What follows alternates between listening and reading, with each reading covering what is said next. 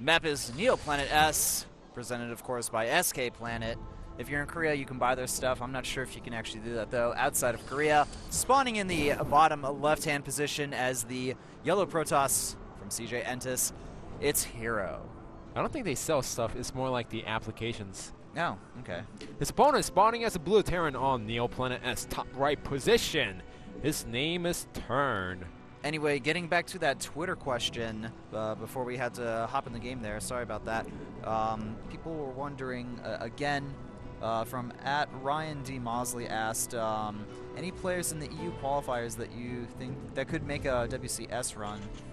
Well, I would imagine Naniwal will do really well in WCS. He's currently in Korea practicing right now. I know he'll be back for DreamHack or something, and then he's going to come back to practice. But based on his recent King of the North tournament results, where he basically went undefeated, I think he's got a good handle on the European scene. So I would definitely look out for him. And you know, players like Demaga as well. Can't ever underestimate him. He's very good as well. So I would have to say those two guys. I'd be pretty surprised if they're not able to get through, or at least eventually get through. Anyway, guys, moving into the game here, we have a standard gateway and barracks opening from both players here. Turn is not going to go for cheese quite yet, but we'll see if he wants to try to add in something aggressive later on. Well, remember last game we thought that it was going to be a normal expansion into some heavy pressure, and then he started building 2 barracks outside of the main base. It could still happen, but you know, it's a little bit later, so it's most likely not going to happen at this point. Now herO does scout that there's no gas, but now Turn going for... Yeah, seems like he was a little bit indecisive with the gas, and oh, maybe he just wants to show the gas. That's very true. Maybe. He could try to show the gas, and then or maybe it was a that. mistake, one of those two. It could have been.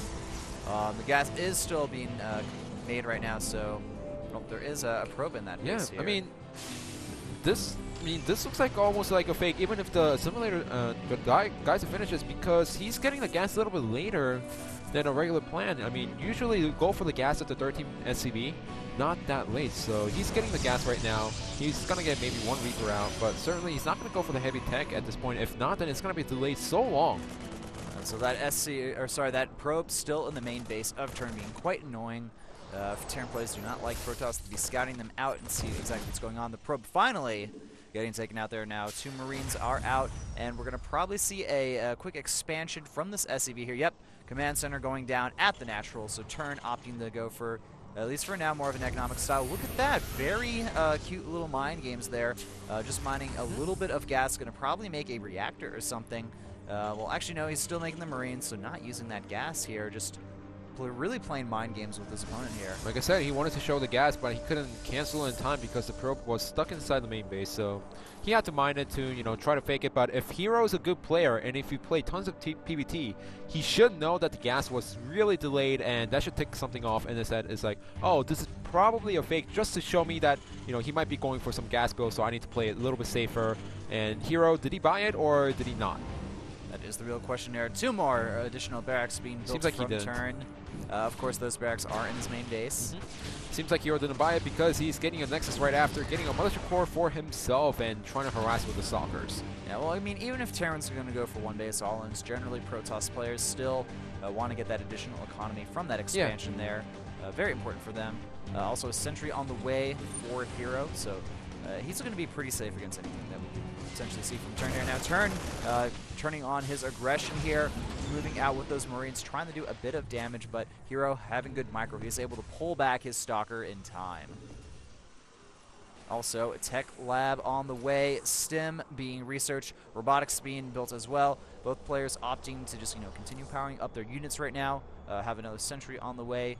So yeah, everything just going very standard from both players here, besides the kind of weird gas timing from Turn, which was essentially just used to kind of try to, you know, throw off his opponent. Yeah, maybe trying to go for a reverse mind game with herO, thinking that his opponent is going to do some, you know, cute timing attack with a really heavy aggression, and Turn trying to show it, but now playing a macro game instead of a really heavy aggression.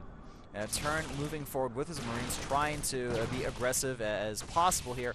SCV moving over to this location here. I think he's going to build a fast third command center. There it goes down. Wow. Turn going very, very aggressive on this map. And we also have herO moving in with a hallucinated Phoenix here, going to try to scout things out.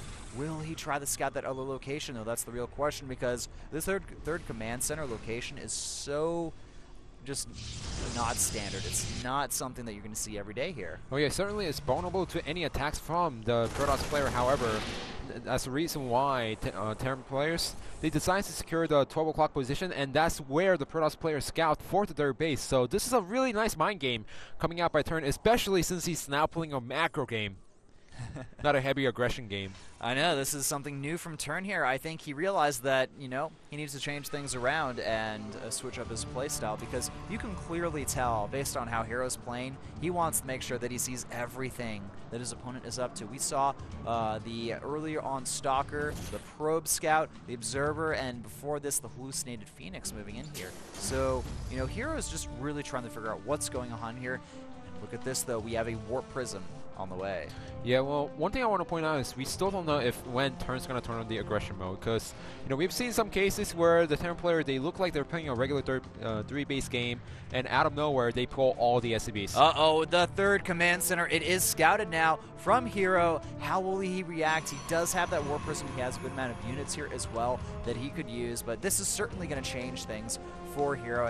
His game plan is going to probably revolve around trying to abuse the fact that Turn wants for such a fast third command center, and he just doesn't have a lot of units overall.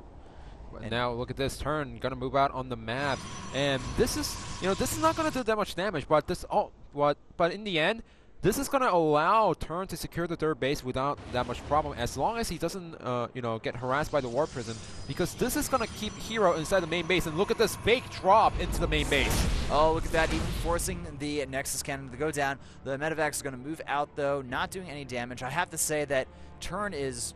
He's trying so hard to make these mind games work here, but now we have a Warp Prism on the way to the main base here, and Turn, he doesn't have a lot of units at home here. Warping in 2 Zealots, going to use those probably with a few more to try to ravage the economy of Turn. Now the Stalkers and the Sentries are coming out. Turn needs to get out of there, but the main problem is the Warp Prism inside the main base of Turn. All right, the Warp Prism going to drop some Zealots here, warp in a few more units potentially. There's no response to these Zealots here. Turn hasn't even done anything against them. It's like he hasn't noticed them. Now herO also warping in more units, moving across the map with his Colossus Stalker Sentry-based army, and then he's going to be attacking the third, killing off a lot of SCVs here. And now the economy for Turn, it's going to be in a huge amount of trouble. Yeah, the Colossus even going for the SCVs to get out of there. It seems like he might be able to save the command center. The orbital command is slowly lowering on the HP. However, it seems like he'll be able to save it for now.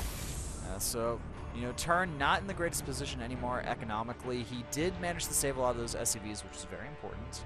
And oh, well, the SCVs are scattered. I'm not sure. The Colossus is going to absolutely annihilate those SCVs. That splash damage, absolutely key in this. That so 11 kill. Yeah, I mean, if you do not destroy the command center, at least go for the SCVs. And initially, Turn saved all of his SCVs, so it was still okay for Turn. But now herO did enough damage with the push. herO warping in a lot of units here, adding on more gateways as well.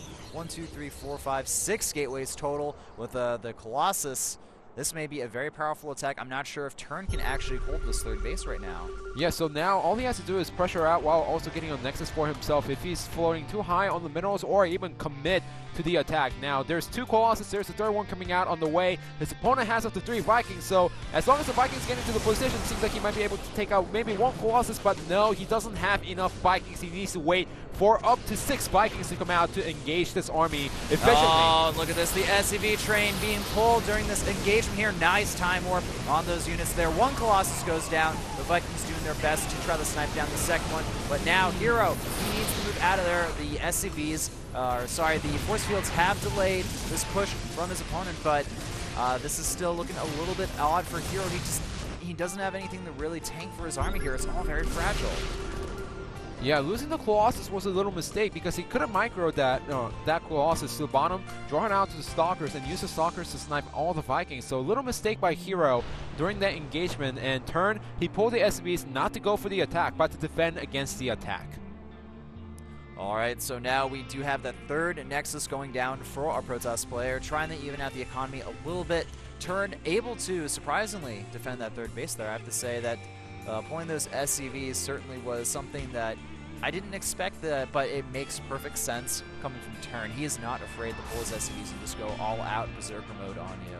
And he also knows that the Protoss player cannot go for a fast third in the latest matchup because of the boosters, so he's expecting his opponent to get the third base a little bit later, which worked out for him. His opponent herO, he does have the 2 Colossus, few sentries, but he doesn't have enough ground army to engage the army completely, so he had to pull out of there as soon as the force field ran out. And Turn now in a comfortable position, he's macroing up, he's up to 143 supply compared to his opponent's 123 supply.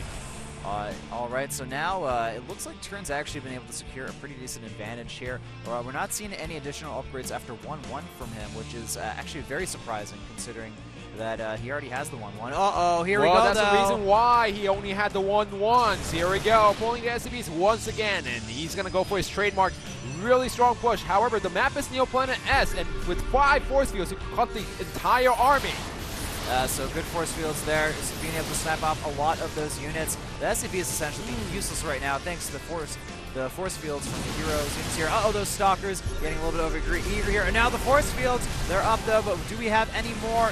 Even if the force fields go down, it's a huge issue because this army, he won't be able to save his natural, and now the Colossus, they're starting to fall down here. A lot of this Terran army is getting very weak here. There's still a lot of sentries, a lot of Stalkers. It's very close. The reinforcements are coming in from our Terran player. Turn here, though, it's so close. The Stalkers, though, will they be able to deal with this Marauder count? The Vikings are even landing to deal extra DPS, but the Nexus cannon is down, and Turn's still trying to power through. They're great against the Stalkers, but can he actually take out the entire army in time? The probes are even being pulled up, but crucial pylon snipe at the last second. Oh, very, very crucial indeed. And now this Terran army very close to being taken out there, but in the end, the Marauders with the medevac seal on them were just slightly able to come out victorious here. And now herO in a very, very terrible position. He has a few Stalkers to his name. He's got a few more at home along with that Colossus. But the problem is Marauders absolutely tear through those Stalkers. And now the probes are coming off the mineral line. A few more reinforcements coming in. Will it be enough to defend against this attack, though? Even if herO survives here, he's going to be so far behind in the economy game. Well, the Colossus is getting a free shot on the Marauders, and now he has enough Stalkers to take out the medevacs. 1, 2. Is he going to get the third one? Yes, he does, and those 2 Marauders are toast. However, he did lose tons of probes in that engagement, 25 probes to 34 SCVs. Wow, what a back and forth trade there as far as economy goes. The Terran player is still a little bit ahead as far as supply goes, so I think that he does have a bit of an advantage here, but herO, his 2-2 has completed. And that bio army he has, or sorry, the Stalker army has to be very careful there. 1 Stalker going down. Stim will slow these units down and kill them off. 2, sorry, yeah, just 2 Stalkers essentially going down for free there. herO looks like he's really annoyed in that camera shot right there. Now, also remember, his opponent, Turn, he's on 3 bases, which means he's going to have up to 3 orbital commands for the meals. His opponent, herO, he's sitting only on 2 bases. Less pro production for him, and less economy for him. Exactly, so now, Turn, he's going to try to make something happen here. He has a big bioforce. I think he can go on the offensive here again, because look at this. Well, there's actually no Vikings to deal with this army here. The Colossus could do a crucial amount of damage. The 2-2 is going to be very useful here, but all the Stalkers are absolutely melting to this army. And now the Marauders, there's nothing to stop them from targeting down this Colossus. That's going to be it. GG. Turn taking a very close victory over his opponent, herO. And now Samson Khan leading with a very strong advantage over CJ. Like I said, just because he isn't building a proxy barracks around the map doesn't mean that he's going to be aggressive. He's not going to be aggressive and play a macro game, because sometime, somewhere in that game, he's going to turn that switch on and just go for heavy aggression until the game ends, whether it breaks his opponent or it breaks himself. Indeed. So currently the score is 1-3 in Samson Khan's favor over CJ Entis. Ooh. The next matchup, it's going to be Byung versus Jongbi. Don't go anywhere, guys. We'll be back after this commercial break.